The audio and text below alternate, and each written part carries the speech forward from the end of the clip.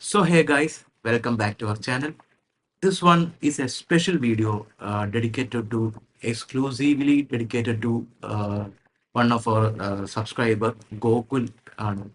ഗോകുല് തുടർച്ചയായിട്ട് പല വീഡിയോകളിലും എൻ്റെ വീഡിയോകളിൽ ഇങ്ങനെ കമന്റ് ഉണ്ടായിരുന്നു. പിന്നെ തമിഴ് മൂവിയിലെ വടിവേലുയുടെ ക്യാരക്ടറിന്റെ കോമഡി സീൻസ് ഒന്ന് റിയാക്ട് ചെയ്യാൻ വേണ്ടി. സോ അതാണ് ഞാനിപ്പോൾ ഇവിടെ ചെയ്യാൻ പോണേ. This thing is A new thing for me.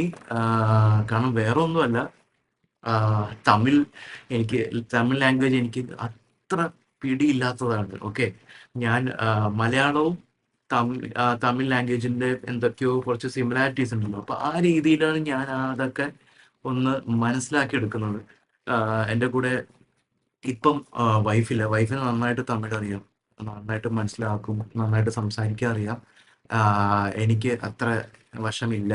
പക്ഷെ എനിക്ക് ഭയങ്കര ഇഷ്ടമാണ് തമിഴ് മൂവീസ്, തമിഴ് സോങ്സ് ഒക്കെ. ഇപ്പോഴും ഞാൻ വിജയുടെ വലിയൊരു ഫാനാണ്. ഓക്കെ, അപ്പോൾ വിജയുടെ ഒട്ടുമിക്ക പടങ്ങളും ഞാൻ കണ്ടിട്ടുണ്ട്. പക്ഷെ അതിനകത്ത് ഷാജഹാനിലെ മൂവിയില്ല, അപ്പൊ അതിനകത്തൊക്കെ പാട്ടുകളൊക്കെ ഇഷ്ടമാണ്. സോ ഇപ്പം ഞാൻ വിജയ് കുറിച്ചല്ല പറയാൻ പോണെ, വടിവേലുവിനെ കുറിച്ചാണ്. വടിവേലുവിനെ കുറിച്ച് പറയുവാണെങ്കിൽ he's such A versatile actor. ഈ വിന്നർ എന്ന് പറഞ്ഞ മൂവി 2003 ഇറങ്ങിയതാണ്. പ്രശാന്ത് ഒക്കെയാണ് ഇതിനകത്ത് നായകൻ. എനിക്ക് പ്രശാന്തിനെയും ഇഷ്ടമായിരുന്നു. പ്രശാന്ത് ജീൻസ് ഉണ്ടല്ലോ, ജീൻസ് മൂവിയിലാണ് എനിക്ക് പുള്ളിനെ ഏറ്റവും കൂടുതൽ ഇഷ്ടപ്പെട്ടിരുന്നത്. അതിനുശേഷം പടങ്ങളൊക്കെ ഇറങ്ങി, എനിക്ക് അത്ര ഇതായിട്ടില്ല. പക്ഷെ ജീൻസ്.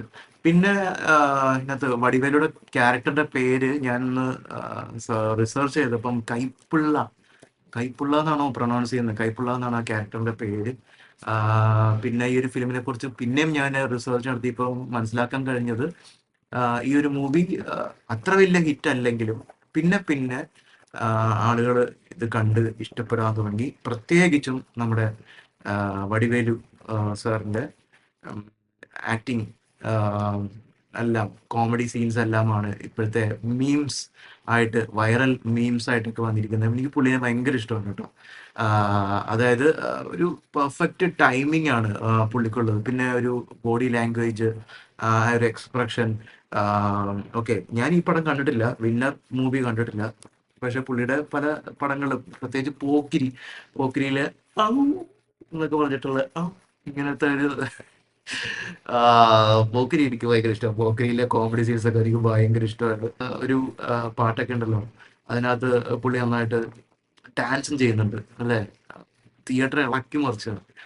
അപ്പോൾ ഈ ഒരു മൂവിയിൽ എടുത്തു നിൽക്കുന്നത് എന്താണ്, ഈ വടിവേലുടെ ഓരോ കോമഡി സീൻസും പിന്നെ പ്രശാന്തും വടിവേലും തമ്മിലുള്ള ഒരു കെമിസ്ട്രിയാണ് ഇതിനകത്ത് എടുത്ത് പറഞ്ഞിരിക്കുന്നത്. Winner back to back comedy scenes ആണ് വരുന്നത്. അങ്ങനത്തെ ഒരു ചെറിയൊരു കോമഡി സീൻ നമുക്ക് കണ്ടു കളയാം.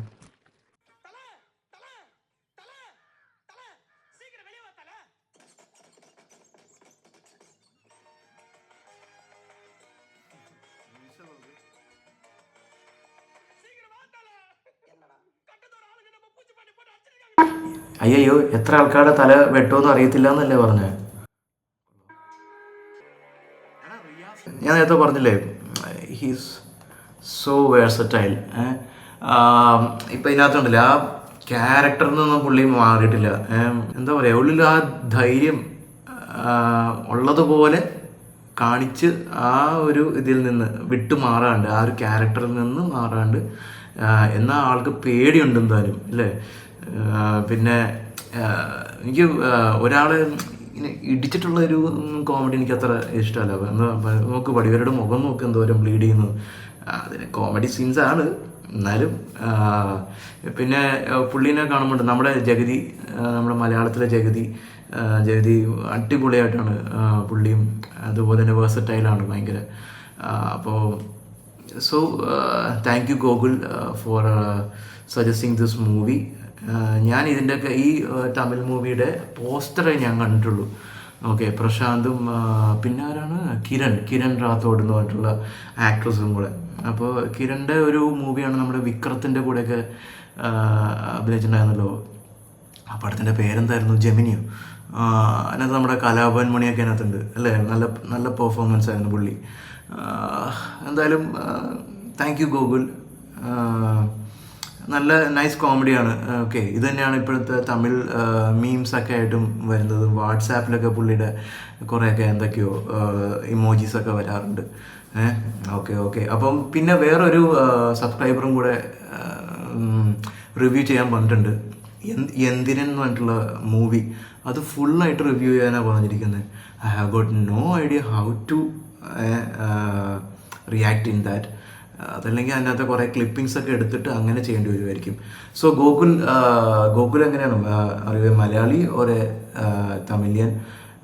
എന്തായാലും അത് നമ്മുടെ കമൻസിൽ പറയുമെന്ന് ഞാൻ വിചാരിക്കുന്നു.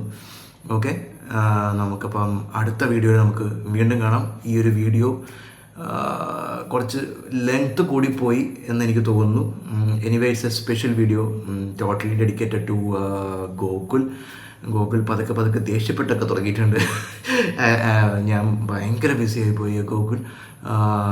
കാരണം കുറേ അധികം നമ്മുടെ ജോലി പരമായിട്ടുള്ള തിരക്കുകളിലും അങ്ങനെയൊക്കെ ആയിട്ട്. പക്ഷേ അതിൻ്റെ ഇടയിൽ കുറച്ച് മൂവി റിവ്യൂസൊക്കെ ചെയ്യാൻ പറ്റി. പക്ഷേ ഒരു വെല്ലുവിളി എന്ന് പറഞ്ഞാൽ ഭയങ്കരമായിട്ട് കോപ്പിറൈറ്റ് സ്ട്രൈക്സ് അടിക്കുന്നുണ്ട്. അപ്പോൾ നമ്മളിവിടെ ഇതിൻ്റെ മുന്നേ കുറേ പണിപ്പെട്ട് സംസാരിക്കുകയും ടൈം എടുത്ത് ചെയ്യുന്നതും ഒക്കെ ടോട്ടലി വേസ്റ്റ് ആവുകയാണ്.